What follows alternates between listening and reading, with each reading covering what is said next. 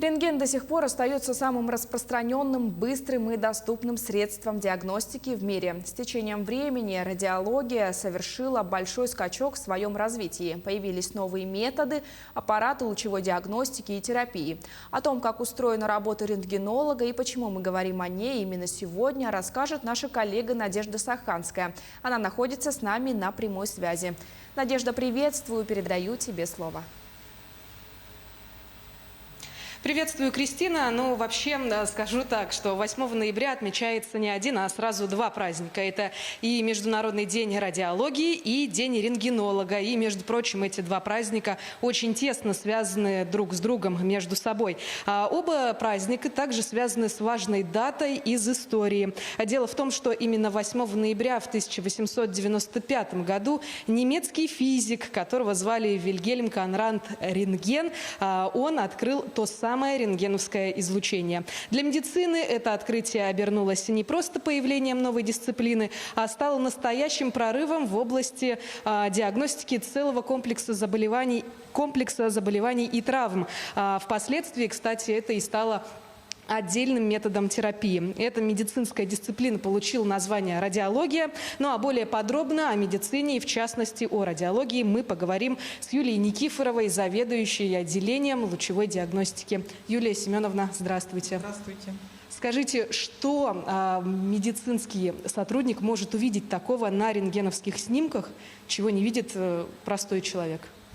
Но рентгеновское излучение, оно, как говорится, было именно сделано для того, чтобы мы увидели внутренние органы пациента, да, то, что мы раньше не видели никогда. То есть мы можем увидеть кости, мы можем увидеть органы брюшной полости, легкие, головной мозг. И это нам дает, как говорится, не только познание о том, что там какие-то заболевания есть, да, но и о том, как эта структура вообще состоит. Смотрите, ну, если есть подозрение на перелом, то сразу мы обращаемся к рентгенологу. Если есть подозрение на ковид, то в последнее время делают КТ. А чем принципиально отличаются эти методы диагностики друг от друга? То и другое исследование, оно основано на рентгенизлучении, но здесь рентген, если это общая рентгенология, да, то есть здесь рентген – это плоскостное изображение. То есть мы можем видеть орган только, допустим, только костную структуру и видеть только в прямой и боковой проекции. Но там идет наложение еще всех структур других органов, да. А КТ – это компьютерная томография, оно тоже основано на рентгенизлучении, но трубка, она вращается вокруг больного, и поэтому, значит, делается очень много снимков, и потом это уже на компьютером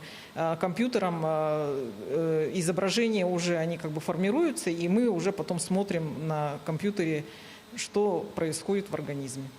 Юлия Семеновна, вот мы с вами говорим о компьютерах. Век технологий тоже не дает покоя простым специалистам. Как вам кажется, однажды искусственный интеллект сможет заменить рентгенолога или все-таки он больше будет использоваться в качестве помощника?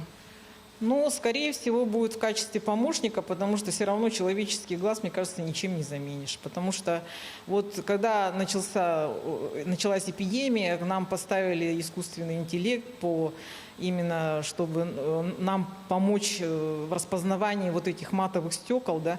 Но все-таки нежные матовые стекла искусственный интеллект он не видит.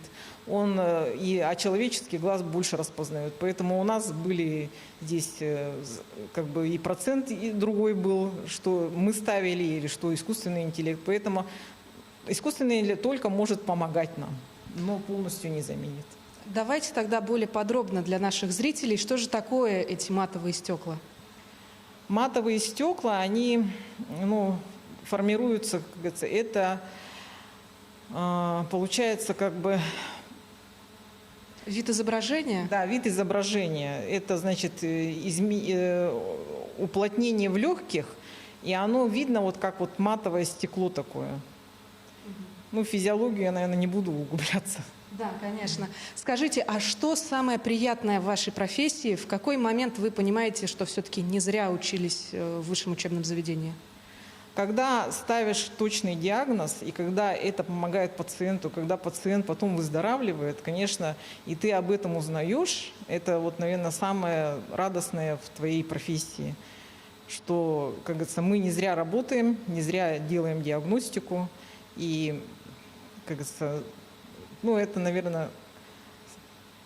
Тот самый главный определяющий фактор. Благодарю вас, Юлия Семеновна. Поздравляю вас с вашим профессиональным праздником. Учитывая многочисленные приметы, связанные с медициной и медработниками, пожелаю вам высокого профессионализма. А еще я хотела, пользуясь случаем, тоже поздравить своих коллег, врачей-рентгенологов, рентген-лаборантов с нашим профессиональным праздником, Днем рентгенолога. Желаю всем здоровья и успехов в своей профессии и счастья. Спасибо.